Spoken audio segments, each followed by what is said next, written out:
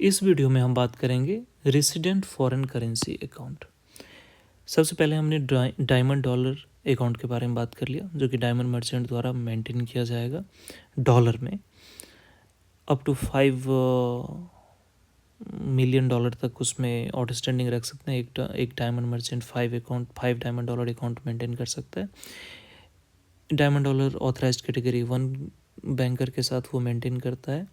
इसे ओपन करने के लिए प्रीवियस 2 इयर्स का सेटिस्फैक्ट्री ट्रैक रिकॉर्ड होना चाहिए। पिछले 3 प्रीवियस ईयर्स में उसमें उसका जो एवरेज टर्नओवर होना चाहिए अब 3 करोड़ होना चाहिए। उसके बाद हमने exchange earners foreign currency account देखा था कि वो मेजर फॉरेन करेंसीज, ना सिर्फ डॉलर, यूरो, पाउंड, इस सब में भी हो सकता है। उसका पर्पस ये था कि हमें सिर्फ डायमंड मर्चेंट को प्रमोट नहीं करना है, हमें अदर मर्चेंट हो सकता है, कोई टॉयज एक्सपोर्ट कर रहा हो, ग्रेन एक्सपोर्ट कर रहा हो, हमें उन्हें भी प्रमोट करना है। उसका मेन जो इन सब का एसेंस है कि हमें इन सब अकाउंट की ज़रूरत क्यों पड़ती है, इसलिए पड़ती है कि एक करेंसी फ्लक्चुएशन के अगेंस्ट प्रोटेक्शन मिल पाए एक्सपोर्टर को, दूसरा कि बार बार कन्वर्जन रेट ना पे करना पड़े। तो प्रश्न ये है कि क्या हम सिर्फ एक्सपोर्टर को ही प्रमोट करके फॉरेन करेंसी का इनफ्लो बढ़ा सकते हैं क्या?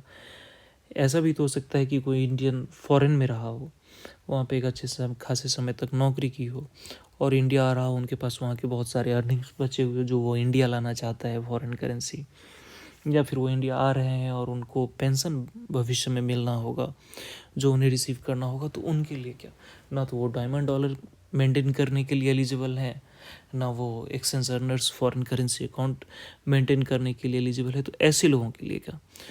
तो चूँकि अब ऐसे लोग एनआरआई से रेसिडेंट हो चुके हैं, तो हम इसलिए रेसिडेंट वर्ड यूज़ किया।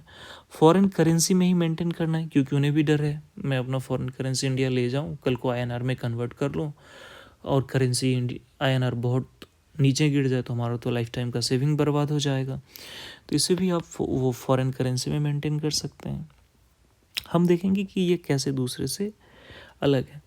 हमें एक बात याद रखना है, कोई भी अकाउंट में अगर मैं किसी को ये परमिट कर रहा हूँ कि आप फॉरेन करेंसी में ही रखो, तो उसका एसेंस यह है कि मैं उसे ये कह रहा हूँ कि मैं आपको करेंसी फ्लक्चुएशन के अगेंस्ट प्रोटेक्शन दे रहा हूँ, मैं आपको कन्वर्जन रेट पे होने वाली एक्सपेंडिचर के अगेंस्ट प्रोटेक्शन देता हूँ कि आपको कन्वर्ट करने की कोई आवश्यकता नहीं है। तो हम देखते हैं who can open. Resident individuals who were previously NRIs but now have settled or return back to India. Type foreign currency में हम कर सकते हैं। किस तरह का हो सकता है? सेविंग हो सकता है, ये करंट हो सकता है और ये टर्म डिपॉजिट हो सकता है। तो हमने ये देख लिया, अगर सेविंग और टर्म डिपॉजिट हो सकता है तो इस पर हमें इंटरेस्ट मिलेगा।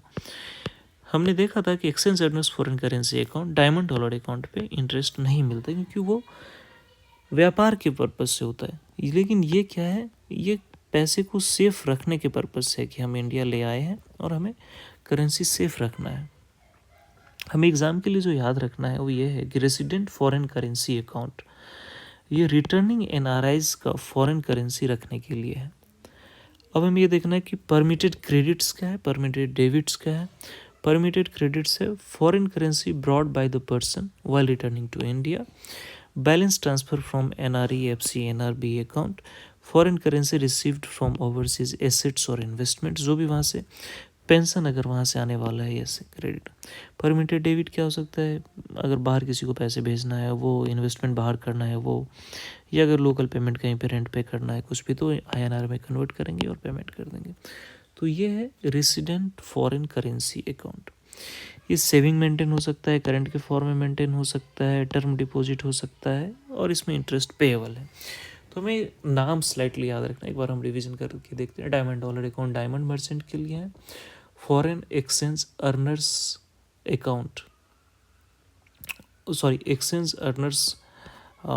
Exchange earners foreign currency account, मेरे से मिस्टेक हो रहा था। Exchange earners foreign currency account other exporter के लिए है, और रेसिडेंट फॉरेन करेंसी अकाउंट वैसे एनआरआईज के लिए हैं जो अब इंडिया रिटर्न कर गए हैं। इसमें जो मेजर डिफरेंस है रेसिडेंट फॉरेन करेंसी अकाउंट कैसे डायमंड डॉलर अकाउंट और exchange earners foreign currency account से डिफरेंट है कि इसमें इंटरेस्ट मिलता है।